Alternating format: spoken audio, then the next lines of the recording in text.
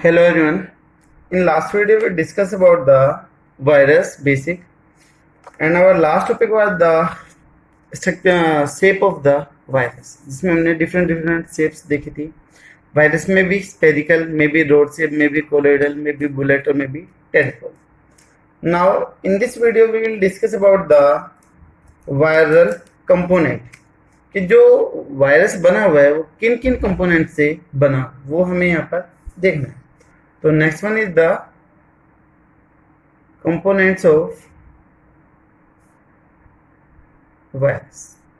ठीक है, या फिर वायरस स्ट्रक्चर की भी बात कर सकते हैं. ठीक है, कि वायरस किस किस चीज का बना हुआ है. यहाँ पर होता है कि कैसे दिखाई देगा, बट यहाँ पर कि किस किस चीज का बना होगा वो चीज हमें यहाँ पर देखनी है. अगर बेटा हम यहाँ पर कंपोनेंट की बात करें कि किस किस चीज से बना हुआ है, तो सबसे पहले तो आ जाएगा core.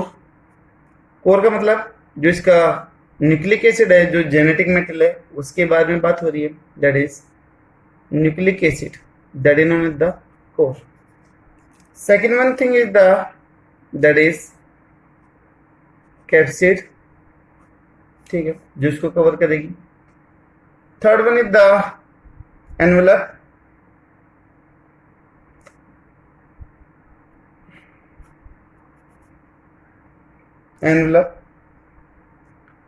And fourth one is that is enzyme. ठीक है, एक चीज और मिल जाती है दैट इज न्यूक्लियोकैप्सिड बोलते हैं. जो न्यूक्लिक एसिड को कवर करेगा उसका न्यूक्लियोकैप्सिड बोल देते हैं. मेनली 4 कंपोनेंट है जिसके मिलने से वायरस की फॉर्मेशन होती है. ठीक है, ये जितने भी कंपोनेंट हैं उन सभी को मैं वन बाय वन करके एक एक करके डील करेंगे. तो फर्स्ट वन जो हम डील करेंगे that is about the nucleic acid. Nucleic acid को हम डील करेंगे. न्यूक्लिक एसिड बोल दो या फिर क्या बोल देंगे, कोर, जो सेंट्रल पार्ट में प्रेजेंट होगा.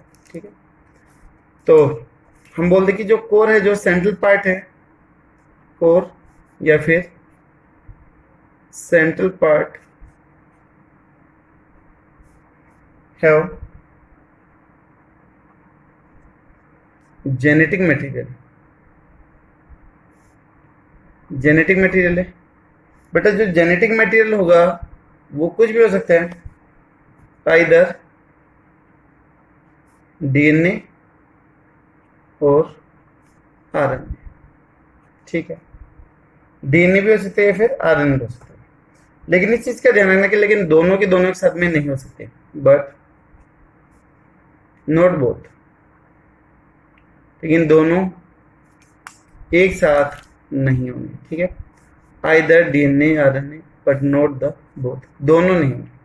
लेकिन यहाँ पर एक एक्सेप्शन है वायरस का जो काफी इंपॉर्टेंट है फॉर द कॉम्पिटिशन एग्जाम. ये एक्सेप्शन है ह्यूमन का एक वायरस है, that is human cytomegalo virus. Cytomegalo virus, ये जो वायरस है human cytomegalo virus, an exception, एक एक्सेप्शन है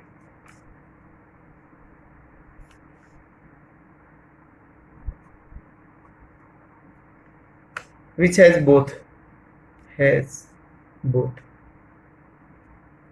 जो जीनोम है वो किसका है, डीएनए का है, तो डीएनए जीनोम है. और आरएनए के कंपोनेंट कितने हैं, 4 मैसेंजर आरएनए के कंपोनेंट है एंड 4 एमआरएनए, 4 एमआरएनए के कंपोनेंट है. ठीक है, तो इसमें दोनों चीजें, अदरवाइज नहीं तो एक ही चीज मिलेगी, चाहे डीएनए मिले चाहे आरएनए मिले. अगर हम यहाँ पर अब बात करें तो डीएनए और आरएनए दो चीजें, उनके भी इवन अलग अलग टाइप है. तो हम यहाँ पर देख लेते हैं, एक तरफ डीएनए देख लेते हैं और एक तरफ हम लेते हैं किसको, आरएनए को ले लेते हैं, दैट इज राइबोन्यूक्लिक एसिड. ठीक है, अब देखिए हम डीऑक्सीराइबोन्यूक्लिक एसिड है और यहाँ पर आप इसको डीऑक्सी वायरस भी बोल सकते हो, जिसके अंदर डीएनए मिलेगा, जिसमें आरएनए मिलेगा, उसको आपके बोल देंगे राइबो वायरस भी बोल सकते हो. तो those virus which have the DNA known as the deoxy virus. Those viruses which have the DNA as the genetic material known as the deoxy virus. जिसमें बेटा आरएनए होगा as a genetic material, that is known as the ribo virus, उसको हम क्या बोल देंगे, ribo virus बोल। अब इनके हमें टाइप्स की बात करें कि कौन कौन से टाइप्स इधर दिखाई देंगे, ठीक है। तो देखिएगा डीएनए, डीएनए के दो टाइप आ रहे हैं। फर्स्ट वन है एक तो DS DNA, that is double standard DNA, जिसमें डीएनए कैसा है, डबल स्टैंडर्ड है, तो वो आ जाएगा आपका डीएस डीएनए। और दूसरी एक कंडीशन है जो रेयर है, that is SS DNA, that is single standard DNA, ठीक है। इसमें डीएनए कैसा होगा, सिर्फ और सिर्फ सिंगल स्ट्रैंड का ही होगा। इनकी जो एग्जाम्पल है वो कंपटीशन एग्जाम के लिए काफी जरूरी, ठीक है। तो हम यहाँ पर बोलते कि जो डीएस डीएनए है, डबल स्टैंडर्ड जो डीएनए है, उसमें कौन कौन से आएंगे वो हमें यहाँ पर देखना है। तो यहाँ पर आ जाएगा पोक्स वायरस, ठीक है। उसके बाद में हर्प्स वायरस, उसके बाद में CAMV, जिसको आप कॉलीफ्लावर वायरस बोलते हो, CAMV कॉलीफ्लावर वायरस, ठीक। तो ये मेन आते हैं इसमें। अब इसको याद करने, एक मोजाइक वायरस हो रहा था इसमें, मोजाइक वायरस वो इसमें। अब कोड बना लेते इसको याद करने का। देखो आपको कोई भी चार ऑप्शन दे देगा और बोलेगा कि which one is the odd with respect to the viral genetic material, तो आपका एग्जांपल याद होना चाहिए। हमने ले लिया पोहे, खाने के होते ना पोहे, पोहे, और पोहे में क्या डाल दो, कॉलीफ्लावर डाल दो, तो पोहे विद कॉलीफ्लावर, ये हमने कोड बना लिया था। तो पीओ से पोक्स, HE से हार्स, ठीक है, और आगे क्या है, कॉलीफ्लावर, कॉलीफ्लावर डाल, ठीक है। मोजिक वायरस कॉमन है इसमें। उसके बाद में आपकी बात सिंगल स्टैंडर्ड डीएनए, जो काफी ज्यादा इंपॉर्टेंट है, काफी ज्यादा इंपॉर्टेंट है। इसमें दो नाम आते हैं। The first one is the coliphage, ध्यान देना भाई, यहाँ पर कोलीफेज, एक है फाइव फिर Sai, that is Sai into में 174, बहुत बार है, हाईली इंपॉर्टेंट है। आपको कई बार कोलीफेज ना देखिए दे देगा, सिर्फ 5 इंटू में 174 has which type of genetic material, चार ऑप्शन दे देगा, उसमें से एक आपको सही आइडेंटिफाई करना, तो उसमें आएगा आपका सिंगल स्टैंडर्ड आ जाएगा। दूसरा एग्जांपल दैट इज M13, ये नाम है वायरस का, जैसे लैम्बडा है, T2 है, वैसे M13, ठीक है।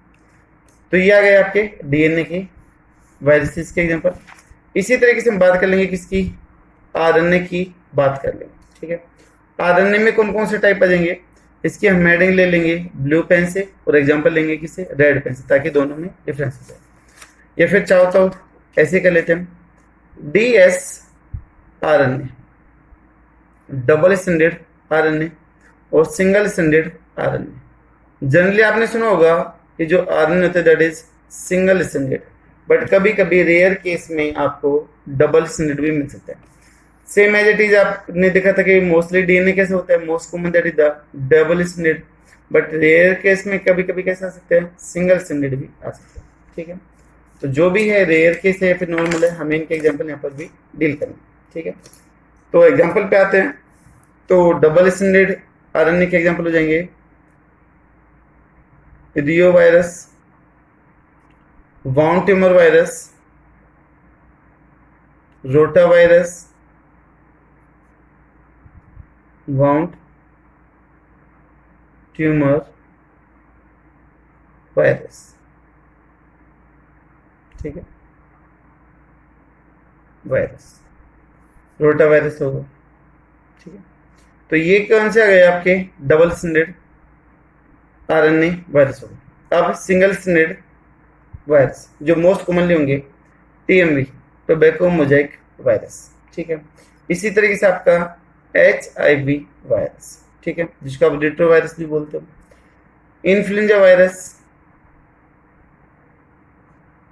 इसी तरीके से foot and mouth disease virus, ठीक है। तो बेटा ये हो गया यहाँ पर जेनेटिक मटेरियल और उसके टाइप्स के कौन कौन से होंगे। जेनेटिक मटेरियल का पोर्शन कंपटीशन एग्जाम के लिए काफी इंपॉर्टेंट है, ठीक है। उसके बाद में हम नेक्स्ट वन बात कर लेते हैं किसकी, कोर की हम बात कर चुके हैं। Next one is that is the capsid, second one component is the capsid. इसको लोग कर लेते हैं, नहीं तो paper. Next one is the capsid. बेटा now second component that is capsid, second one is the capsid. पहला हो गया था कोर या फिर न्यूक्लिक एसिड की हमने बात कर दी थी, ठीक है।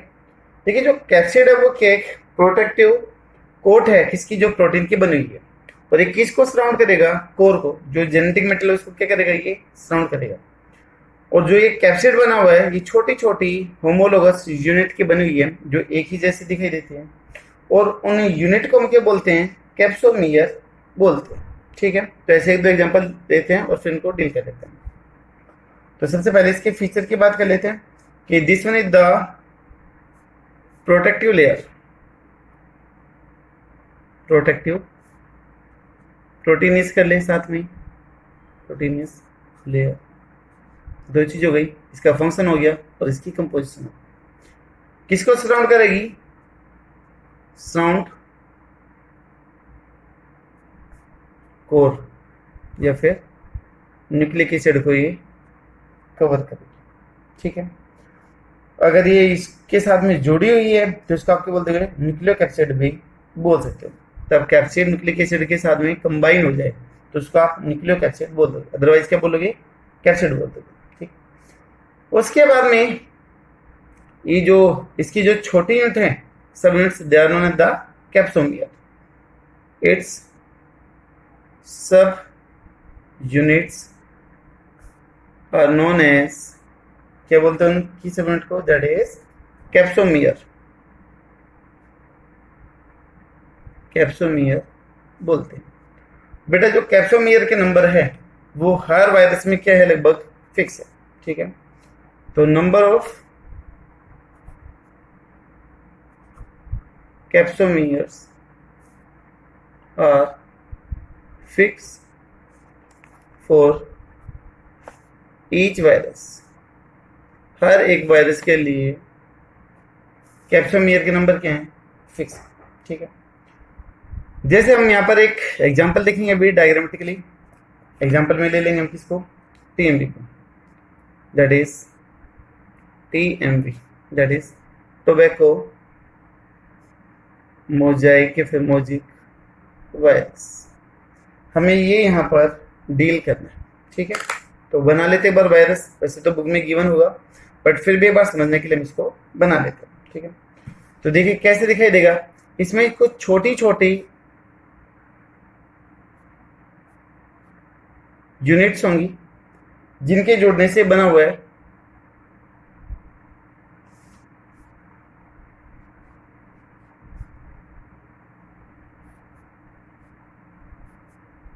ऐसी छोटी छोटी, आपको ये सेगमेंट्स ऐसे दिखाई देंगे वायरस के ऊपर। जिसे आपने दीवार देखी होगी कि अगर उसके ऊपर प्लस्तर ना हो, यानी कि वो क्या बोलते हैं उसको, चिनाई ना हो, कोटिंग ना हो, तो आपको ये ब्रिक्स, ईंट दिखाई देती है साफ साफ, ठीक है। तो लगभग इसके अंदर भी कुछ ऐसा ही सेगमेंट आपको दिखाई देगा, इसकी छोटी छोटी यूनिट दिखाई देगी। और तब ईंट आपस में जुड़ती है तो क्या बन जाती है, वहां पर पूरी की पूरी वाल की फॉर्मेशन हो जाती है। तो ये जो छोटी छोटी यूनिट है ये क्या बेटा, दीज आर द कैप्सोमियर, ठीक है। और ये पूरी की पूरी जो कोटिंग बनी है, इसका जो ग्रुप हो गया है ना, capsomere group make the capsid, वो क्या कहलाएगा, कैप्सिड कहलाएगा। अब ये जो कैप्सिड है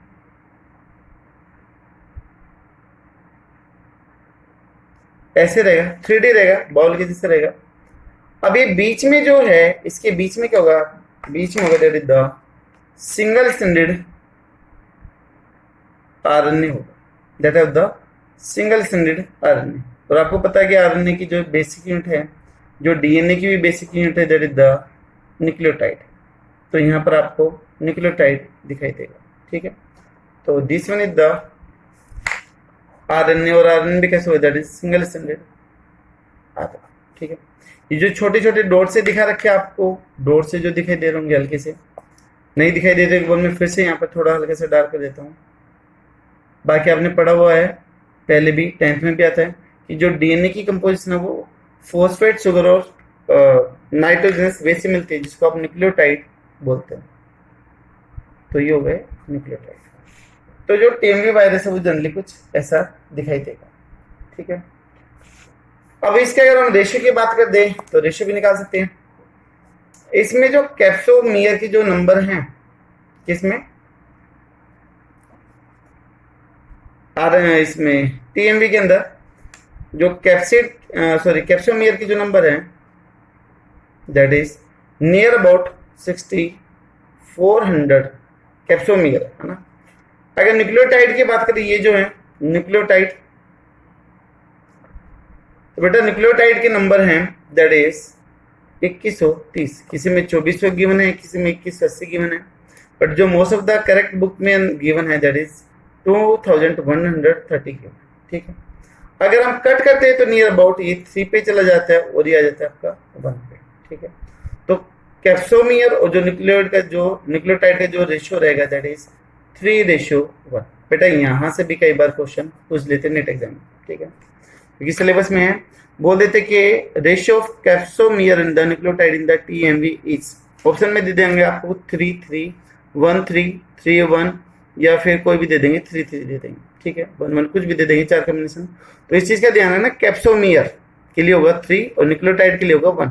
याद करने के लिए मैं तरीका बता देता हूँ, जैसे सी बना है तो इसमें सी की जैसी फॉर्मेशन आती है, तो सी के लिए क्या होगा 3। न्यूक्लियोटाइड में आप एन बनाने के लिए ऐसी एक लाइन खींचते हो तो यहाँ पर क्या आ गया आपका 1 आएगा, ठीक है। तो न्यूक्लियोटाइड के लिए 1 और कैप्सोमियर के लिए क्या जाएगा 3 आ जाएगा। तो ये हो गई इसकी स्ट्रक्चर, ठीक है। इसके अलावा यहाँ पर हम एक और वायरस को डील कर लेते हैं। ये तो हो गया TMV virus that is tobacco Mosaic virus. इसको टोबैको मोजाइक वायरस इसलिए बोलते हैं क्योंकि ये टोबैको प्लांट के ऊपर इन्फेक्ट करता है, और ये जब भी लीफ के ऊपर इन्फेक्ट करता है तो वहां से क्लोरोफिल पिगमेंट को डैमेज कर देता है या फिर डिसअपियर हो जाता है, जिसकी वजह से वहां पर लीफ येलोविश कलर की दिखाई देती है। तो इसलिए इसको टीएमवी वायरस बोलते हैं, क्योंकि वहां पर मोजाइक पैचेज बनने लग जाते हैं येलोविश कलर के। एक और स्ट्रक्चर देख लेते हैं यहाँ पर साथ के साथ में भी, that is structure of bacteriophage. Bacteriophage भी काफी मेन है, तो दोनों वायरस की स्ट्रक्चर साथ में हो जाएगी, एक ही पेज पे जाएगी, और दोनों मेन भी है तो आपको आगे तक याद करेगी, ठीक है। ये हम बात देखिए, यहाँ पर अगर हम बैक्टीरियोफेज की बात करें तो बैक्टीरियोफेज जो दिखाई देता है वो लॉलीपॉप या फिर आपका टेडपोल से दिखाई देता है, ठीक है। तो इसको बोलते हैं कि बैक्टीरियोफेज हैव द लॉलीपॉप या फिर टेडपोल लाइक स्ट्रक्चर। तो कैसे दिखाई देता है वो आपको मैं यहाँ पर करता हूँ रिप्रेजेंट। बेटा ये इसका हेड रीजन है, this one is the head region, ठीक है। अगर इस हेड रीजन की हम चौड़ाई की बात कर दें, इसके डायमीटर की बात कर दें, तो दैट इज 650 एंगस्ट्रम। कितनी है 650 एंगस्ट्रम। अगर हम हेड की लंबाई की बात कर दें तो जो लेंथ है इसकी दैट इज 950 एंगस्ट्रम, ठीक है। यहाँ से भी क्वेश्चन निकल जाता है। इसके अलावा जो इसकी हेड की शेप है दैट इज द, ये हेड है और हेड की जो शेप है बच्चों that is polyhedral shape, polyhedral, sorry HEAD polyhedral shape है, ठीक है। इसके अंदर जो जेनेटिक मेटेरियल होगा that is double standard DNA. कौन सा हो गया डबल स्टैंडर्ड डीएनए हो गया। उसके बाद में इसके नीचे की तरफ आ जाएगी इसकी नेक। तो this one is the neck, जो इसको जोड़ के रखिए किसके साथ में, जो इसका बीच का जो कॉन्ट्रेक्टाइल शीथ है उसके साथ में इसको जोड़ के रखते हैं। एक बार ये पूरी पिक्चर हो जाए फिर आपको अच्छे से क्लियर हो जाएगी चीज। तो this one is the contractile sheath. इसके ऊपर कुछ कोटिंग होगी ऐसी, ब्लैक कलर से बना देता हूं ताकि आपको इजीली विजिबल हो। यहाँ पर कुछ ऐसी रिंग्स होगी जो इस वायरस की मिडिल सेगमेंट को कॉन्टैक्ट और रिलैक्स करवाने में हेल्प करती है। कॉन्टेक्शन और रिलैक्सेशन का क्या काम होगा इधर इस मिडिल पीस का, वो भी हम समझते हैं एक बार। तो जो ये रिंग बनी है, जो ये सेगमेंट हो गया, दैट इज कॉन्टेक्टाइल सीट।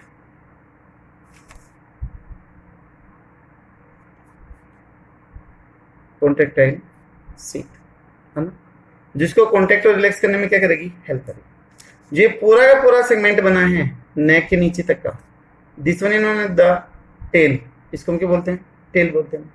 और इस टेल की भी जो लेंथ होगी that is near about 950 angstrom. कितनी होगी, 950 एंगस्ट्रम होगी। ठीक है, इस हेड और नेक को करने के लिए, कनेक्ट करने के लिए यहाँ पर एक रिंग होगी, that ring is known as the collar, है ना। यहाँ पर एक ऐसी रिंग होगी जिसको इसके साथ में जोड़ के रखेगी, और जो ये इसको कनेक्टिंग पॉइंट है that is known as the collar.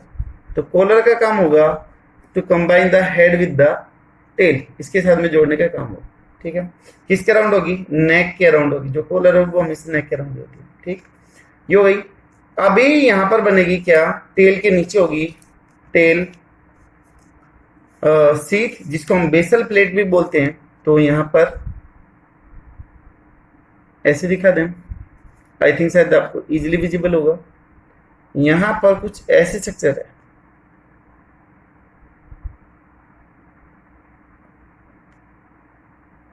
ये जो एक प्लेट से बनी है that is known as the tail plate भी बोल सकते हो, बट कॉमनली इसको बेसल प्लेट भी बोलते हैं, बेसल प्लेट भी बोलते हैं, also known as the basal plate. ठीक है, अब बेसल प्लेट में क्या होता है कि यहां पर ऐसे कुछ फाइबर होते हैं, and these fibre are known as the tail fibre. क्या बोलते हैं इनको, टेल फाइबर बोलते हैं, टेल फाइबर जो टेल से निकले हुए। ठीक है, अगर इनकी काउंटिंग करना चाहें कितने नंबर में, 1 2 3 4 5 6, कितने, 6। आप बोलोगे जी कि 6 ही होते हैं, कम ज्यादा हो सकते हैं, तो बेटा बोलेंगे कि यहाँ पर नंबर फिक्स है, कितने होंगे, 6 होंगे। और जहां से भी ये टेल फाइबर अराइज हो रहे हैं उनके नीचे कुछ पिन लाइक पॉइंटेड स्ट्रक्चर होगी जो किसी भी चीज में पेनिट्रेट करने में उनको हेल्प करेगी। तो ये जो स्ट्रक्चर है जो पॉइंटेड है, जिसको पेनिट्रेट करने में हेल्प करेगी, these are known as the tail pin. ठीक है, तो ये जो पिन बनी है they are known as the tail pin, जो किसी भी चीज में फिक्स करने में या हेल्प करने में क्या करेगी, हेल्प करेगी। ठीक है, तो ये हो गई कंप्लीट स्ट्रक्चर किसकी, बैक्टीरियोफेज की हो गई।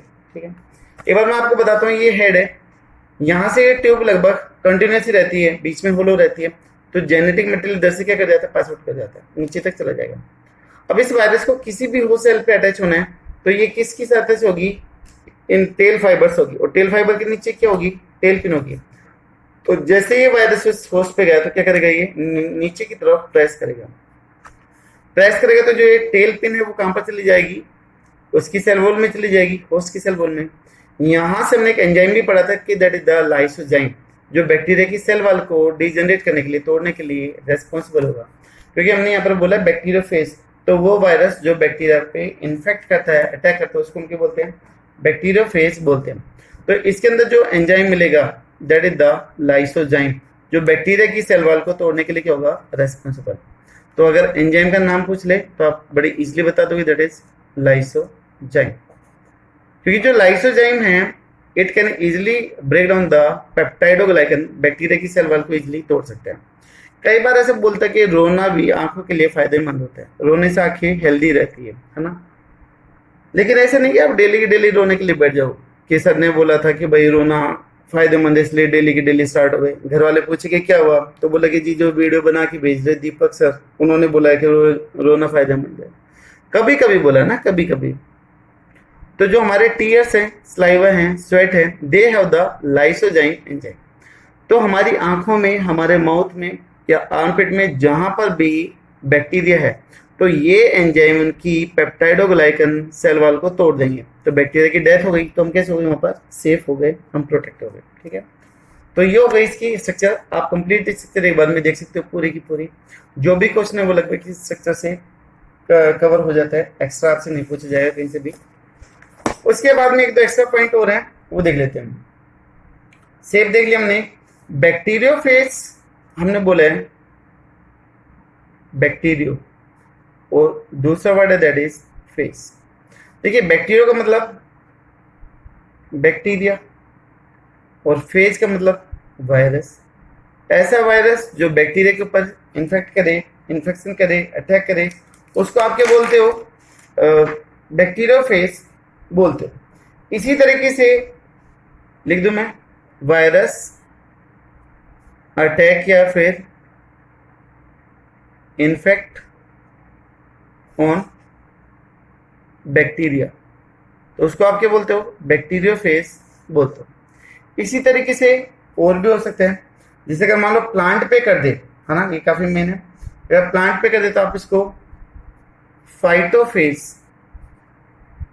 या फिर इसको आप फाइटोफेजिन भी बोल सकते हो, बात एक ही रहेगी, फाइटोफेजिन।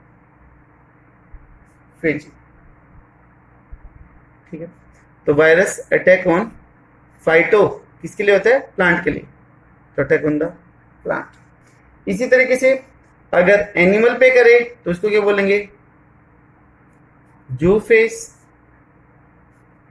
या फिर क्या बोल दोगे? जूफेजिन बोल दोगे। तो virus attack on the animal, animal के ऊपर अटैक करता है। ठीक है। अगर खाली फेजिन दिया है ना, अगर खाली फेजिन दिया हुआ तो ओनली फेजिन किसके लिए आ जाएगा? That is for the bacteriophage. ठीक है। बैक्टीरियोफेज दे दे या फिर खाली फेजिन दे दे तो मतलब सेम ही है। इसी तरीके से और भी हो सकते हैं, जिसमें मान लो मैं बोल दूं साइनोफेज,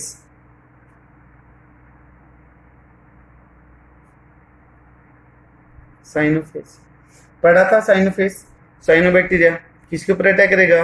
attack on the blue green algae. इसी तरीके से फाइकोफेज, फाइकोलॉजी स्टडी ऑफ, बोलो किसकी होती है? एल्गी। तो किस पे इन्फेक्शन करेगा? एल्गी पे ही इन्फेक्शन करेगा। इसी तरीके से माइकोफेज, भाई सबसे छोटा है और इसका इन्फेक्टिव नेचर देखो किसी के ऊपर भी इन्फेक्ट कर पा रहा है। ठीक है। इसी तरीके से माइकोफेज, अगर माइकोफेज आ गया, mycology study of the fungi, तो किसके ऊपर करेगा अटैक? फंजाई को। इसी तरीके से मैं बोल दूं माइको प्लाज्मल फेज या फिर वायरस, फेज बोल दे फिर वायरस बोल दो, तो किसके ऊपर? On the mycoplasma. अभी एक नाम जो आप सभी सपने में भी सुनते हो, उससे डर जाते हो, तो वो आपका कोविड-19 है ना, कोविड-19, कोरोना वायरस। ठीक है। आइडेंटिफाइड इन दिसंबर 2019, ये इसका फुल नेम है। कोरोना वायरस आइडेंटिफाइड इन दिसंबर 2019 में पहला केस इसका मिला था। ये जो कोविड-19 है, इनफैक्ट ह्यूमन, आदमी के ऊपर इन्फेक्ट कर रहा है। तो ऐसा वायरस जो ह्यूमन या फिर आदमी पे इन्फेक्ट कर दे तो उसको हम क्या बोलेंगे? बताइए, सोच के बताइए थोड़ा सा। अगर कोई वायरस जो ह्यूमन पे या फिर आदमी पे इन्फेक्ट कर दे तो क्या बोले? भाई साइनोफेज साइनोबैक्टीरिया पे थे, अगर फाइको पे हो तो फाइकोफेज, फंजाई पे हो तो माइकोफेज, माइकोप्लाज्मा पे हो तो माइकोप्लाज्मल फेज, अगर ह्यूमन पे करो तो ह्यूमोफेज या फिर आदमियोफेज। ऐसा कुछ नहीं है, क्योंकि जो ह्यूमन है वो भी एनिमल है ना, एनिमल किंगडम से रिलेट करता है। तो अगर कोई भी वायरस जो ह्यूमन पे इन्फेक्ट कर रहा है तो आल्सो रिलेट टू द जूफेज, जूफेज से ही वो रिलेट करेगा। ठीक है। तो ये हो गए डिफरेंट टाइप ऑफ फेजेस की बात हो गई। बैक्टीरियोफेज के हम डिस्कवर का नाम भूल गए थे कि किसने इसको डिस्कवर किया था, तो वो भी देख लेते हैं। तो bacteriophage discovered by two famous scientist, that is Twort, TWORT, Twort, and Felix, FILIX। Twort and Felix ने इसको डिस्कवर किया था। बट इस चीज का ध्यान रखना कि जो बैक्टीरियोफेज टर्म है that is given by the Hadley, Hadley give bacteriophage, ठीक है, उन्होंने ये टर्म दी थी।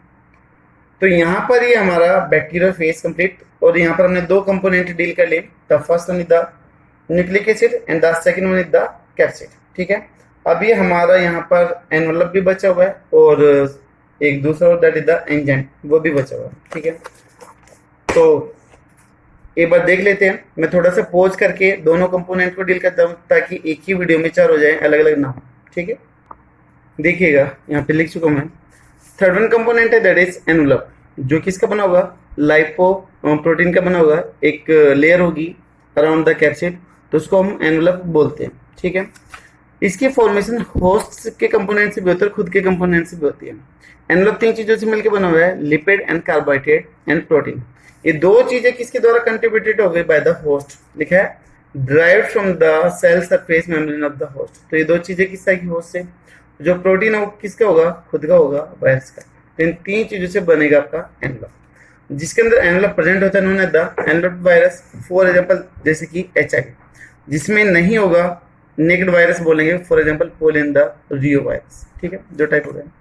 जिस तरीके से कैप्सिड बना था कैप्सोमियर का, उसी तरीके से एनवलप बनेगा छोटे यूनिट का, दैट इन्होंने द पेप्लोमियर्स, ठीक है। आउटर लेयर है और कैसे होगी, ये स्मूथ स्ट्रक्चर होगी, ये हो गया envelope. Last one is the enzyme, fourth component in the enzyme.